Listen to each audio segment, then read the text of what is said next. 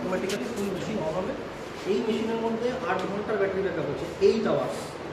কোনো কারণে যদি এখানে ইলেকট্রিক্যাল ফল্ট হয়, পুরো হসপিটাল বিল্ডিংয়েও যদি কোনো কারণে ইলেকট্রিক্যাল ফল্ট হয়, প্রোটিনের ফল্ট হয়, আপনার অ্যানেস্থেসিয়া আটকাবে না কোনোভাবে, পেশেন্টের কোনো ক্ষতি হবে না। 8 ঘন্টা ব্যাটারি ব্যাকআপ আছে, কন্টিনিউয়াস ব্যাটারি ব্যাকআপে চলবে। এটা আপনার ফার্স্ট স্ক্রিন, ঠিক আছে, খুব খুব ইজি টু ইউজ। 8-10টা ভেন্টিলেটর যেগুলো ইউজ করেছেন, জায়গা ইউজ করেছেন, তাতে যত কিছু ঝামেলা আছে আপনার এটার মধ্যে কিছু ঝামেলা নেই। ফার্স্ট আপনার এই ফার্স্ট স্ক্রিন, নতুন পেশেন্ট না পুরোনো পেশেন্ট, মানে যে পেশেন্টটাকে অলরেডি ভেন্টিলেট করছিলেন সে নাকি একটা নতুন পেশেন্ট এসছে, তাহলে একদম সিম্পল নতুন পেশেন্ট আসলে নতুন পেশেন্ট টাচ। পেশেন্টটা অ্যাডাল্ট না পেডিয়াট্রিক? পেডিয়াট্রিক হলে আমার ছোটো অল্প ভলিউম যাবে, অ্যাডাল্ট হলে বেশি ভলিউম যাবে।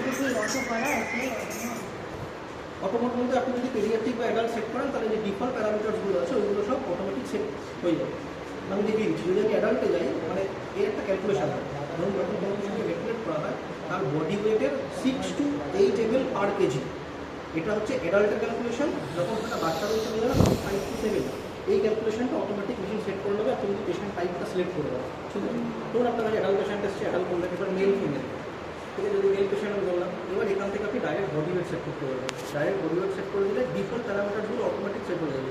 ধরুন আপনার কাছে এই মুহূর্তে স্পেশালিস্ট ডক্টর নেই বা স্যার আসছেন, আপনাকে বললো চালু করতে, তাহলে আপনি এখানে বডি ওয়েট যদি সেট করে দেন, তাহলে অটোমেটিক সেই প্যারামিটারগুলো সেট। আমি যদি 40 সেট করি, তাহলে 4×9=36, অটোমেটিক 360 ভলিউম, তার সঙ্গে রেসপিরেটরি রেট সব সেট হয়ে গেলে 40 দিলাম, তাহলে অটোমেটিক এই ভলিউম সেট হয়ে গেল।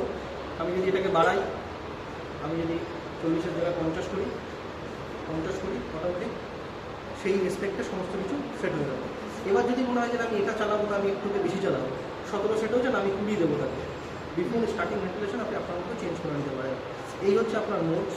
নর্মালি যত ওয়ার্ক স্টেশনে কাজ করেছেন সব দেখবেন হচ্ছে আপনার একটা থাকবে ভলিউম কন্ট্রোল মোড, একটা থাকবে SIMD মোড।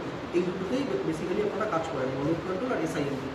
বাট এখানে আপনার কমপ্লিট ভেন্টিলেশন মোডস আছে, মানে একটা পেশেন্ট যদি অ্যানেস্থেসিয়ার পরেও তাকে ভেন্টিলেট করতে হয়, সেটাও আপনি এখানে কোনো ভেন্টিলেট করতে পারবেন। ভলিউম কন্ট্রোল আছে, প্রেশার কন্ট্রোল আছে, বোথ।